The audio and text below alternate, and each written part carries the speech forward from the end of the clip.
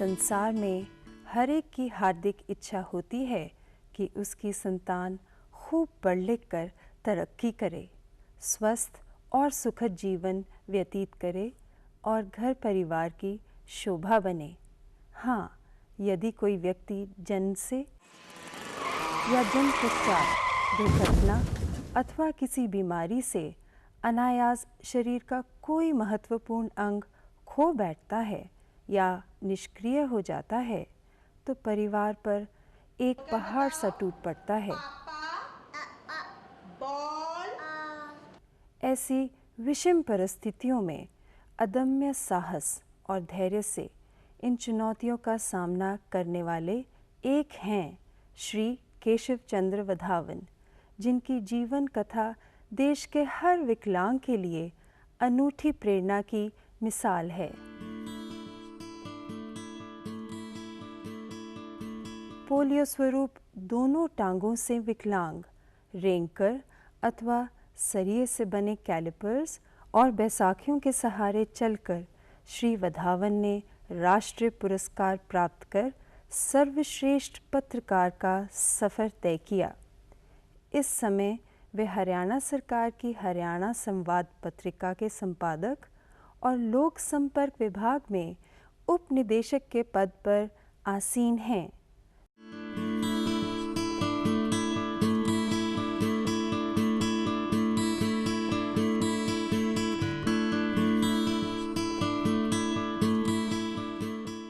श्री वधावन के अनुसार सबसे पहले चाहिए घर वालों का सहयोग। दोस्तों, विकलांगता से निपटने के लिए हमें जिन पड़ावों से गुजरना है, उसमें सर्वप्रथम प्राथमिक पाठशाला घर है,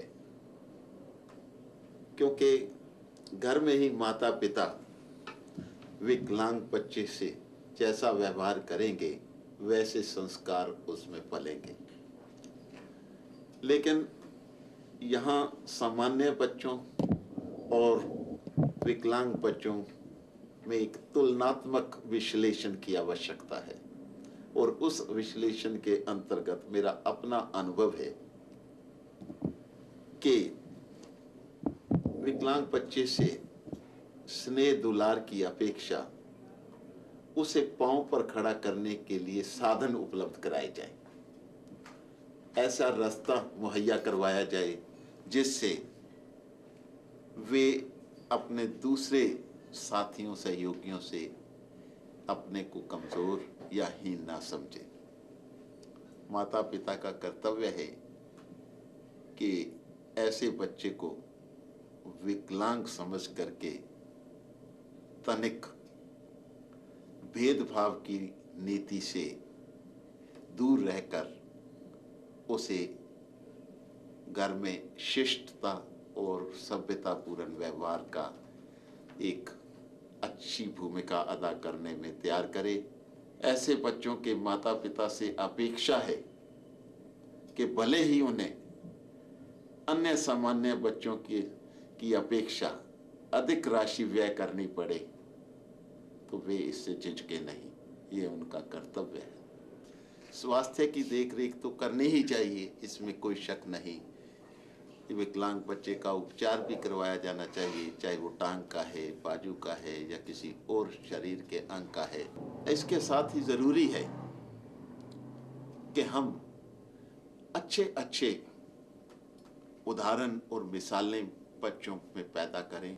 अमेरिका के राष्ट्रपति रूजवेल्ट जो विकलांग थे, उनकी मिसाल मेरे सामने आई। हेलन कीलर जो दृष्टिहीन मूक बधिर होकर भी अंतर्राष्ट्रीय स्तर की कवित्री बनी।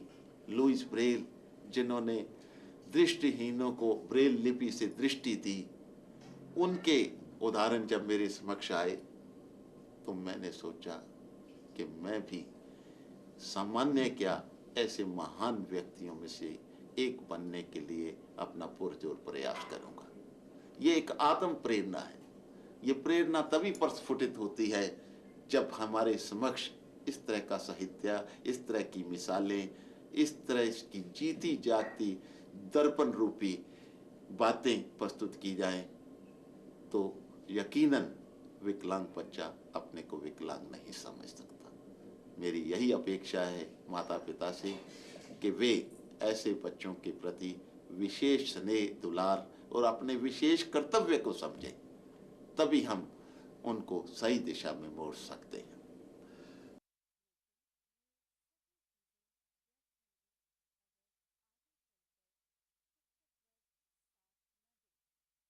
अध्यापकों के विषय में मेरा अपना अनुभव है कि बहुत महत्वपूर्ण भूमिका उनकी होती है और वो बच्चों में एक ऐसी भावना पैदा कर सकते हैं जिससे उनके जीवन की नैया बदल जाती है। मुझे याद है जब मैं 10वीं कक्षा में पढ़ा करता था, रिक्शा में अम्बाला के सनातन धर्म स्कूल में जाता था, तो जो मेरे वहाँ के मुख्य अध्यापक थे श्री कृति लाल जैन, उन्होंने कहा, बेटा तो 8 बजे विद्यालय प्रारंभ होता है, आपको 7 बजे आना होगा।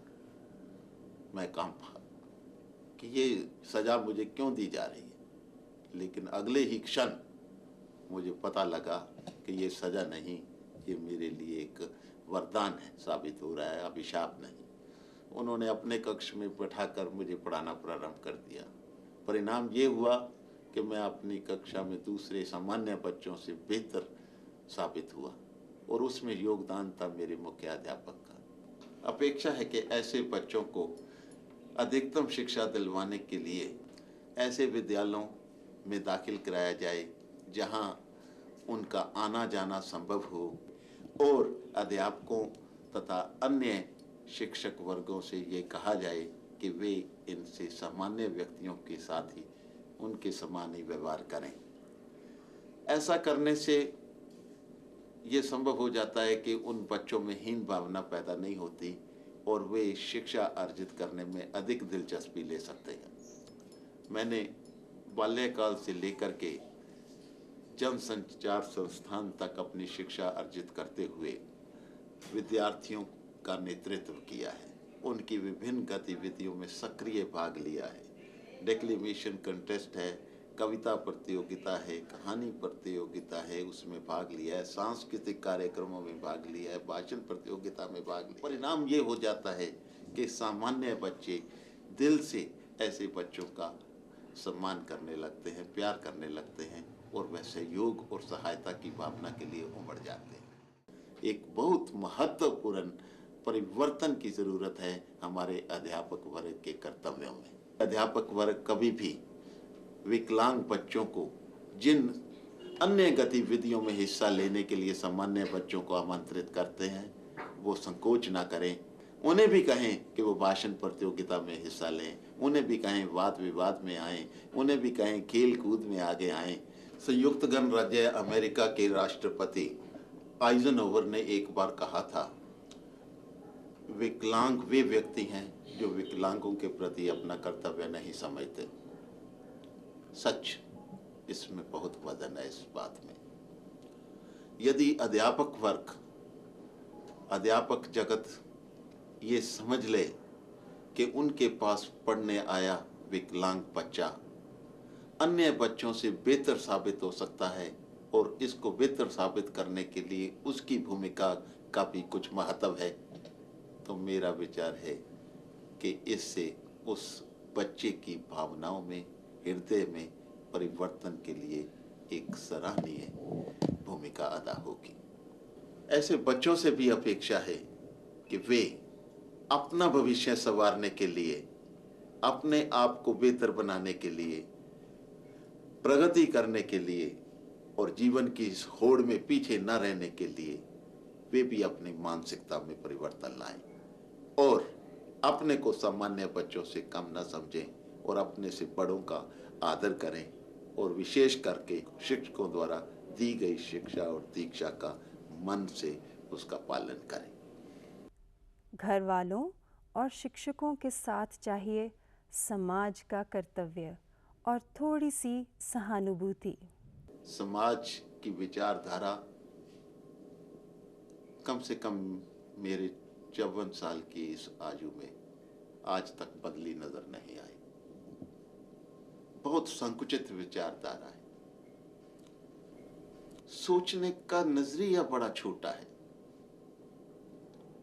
वे समझते हैं सड़क पर जाते एक विकलांग को देखकर जो चलने में असमर्थ है उसके बारे में अभद्र शब्दों का प्रयोग कर देंगे।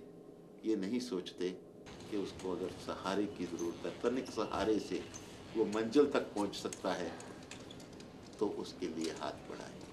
बल्कि वक्त ऐसा आ गया है कि वो अपना हाथ बढ़ाना क्या, उधर देखना भी गवारा नहीं करते। ऐसी सोच जब तक रहेगी निश्चित रूप से समाज उन विकलांगों के प्रति अपने कर्तव्य को नहीं निभा पाएगा। बहुत कहने की बात की जा रही है बरसों से, जब से देश आज़ाद हुआ, कि विकलांगों के लिए फलां फलां अधिमानता दी जा रही है। अधिमानता की बात तो बहुत दूर है, यहाँ समानता ही नहीं हो पा रही। इसलिए आवश्यकता है कि समाज की मानसिकता बदले। समाज की मानसिकता को बदलने के लिए ज़रूरत है कि हम एकजुट होकर के समाज को और सरकार को ये एहसास कराएं कि उनका कर्तव्य क्या है। लेकिन एक बात याद रखिए कि इस संसार में ना ये तुम समझो, ना ये समझो कि तुम सबसे छोटे हो, और ना ये सोचो कि तुम सबसे बड़े हो।